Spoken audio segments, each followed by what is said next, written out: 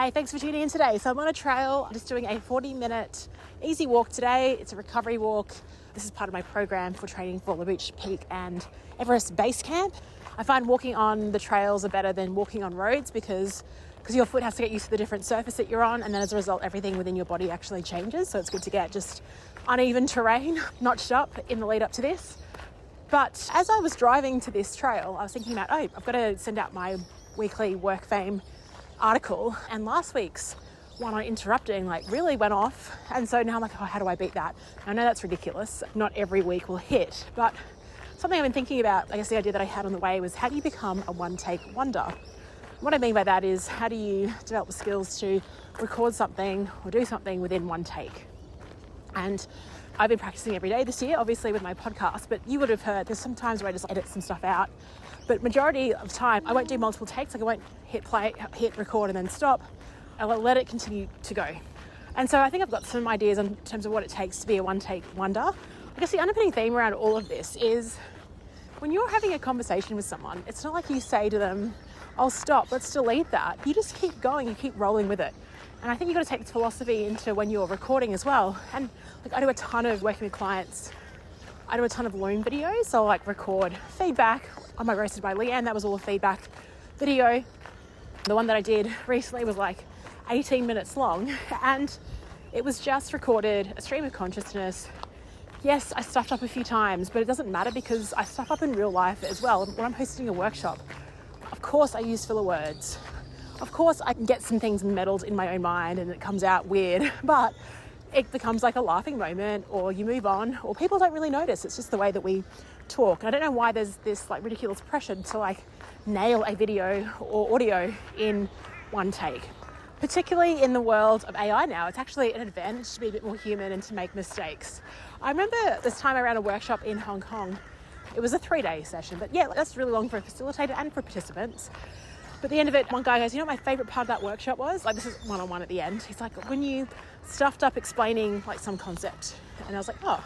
So yeah, you actually showed that you were human. Okay. First of all, I guess the underpinning idea of being a one-take wonder is that it's okay to flub up a few times. We're human, it's okay.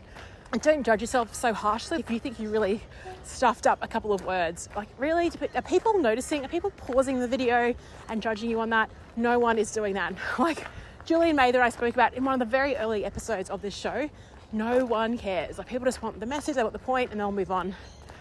So that's one thing. The second thing is, you have heard in this podcast, there's a few times where you can definitely tell things have been edited out. It's so easy to edit now. So there's a tool I use every day called Descript, and I'll record all my videos in one take, and if I need to jump cut it or edit some stuff out, like I said, I won't stop recording because it just completely ruins your flow, and really never even have to start again from the beginning. I can just edit the last sentence if it was really bad and then edit it back, and then skip that, hit play, jump cuts it in again. Guy Ritchie made jump cuts really cool if you've seen Snatch and just the way that he edits. Yeah, so you'll be okay. In terms of preparing for shooting a video, what I might do sometimes is just have 3 bullet points written down. So the terms what are the key things I have to convey in this message, but I will not script it. And I find that if you do script it, it's really hard to be a one-take wonder because you have to stick to the script. And if you fall off it, then you think, "Oh no, I need to re-record this." So I actually give myself freedom. There's constraints within the messages, you've got to land these messages, but freedom in that I can explain it how I would if, again, someone was sitting across from me, if I was speaking in front of a group and I had to relay this message. Hey, here's what I would say.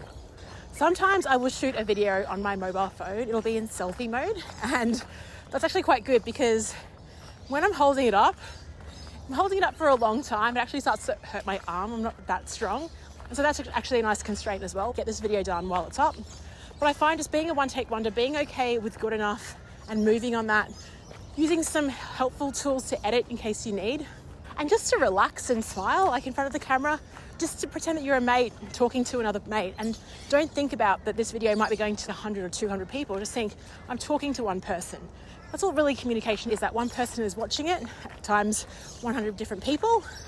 And that's the same when you're working, even facilitating a group experience. It's actually still one-on-one because you're still talking directly to one person. You're not talking to a collective. I know that sounds really weird, but the message is landing by one person is hearing it. So just pretend that you got that person right there.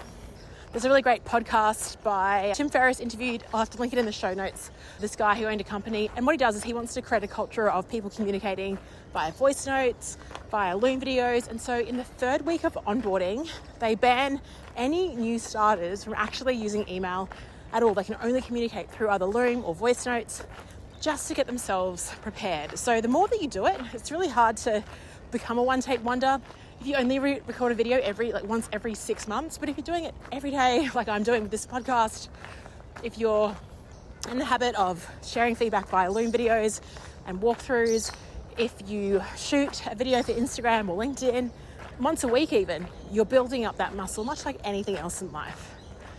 It is a very handy skill to have. You can take this then to emails, any type of correspondence. Not overthink it, just send it, and good enough. Thanks so much, and I'll speak to you tomorrow.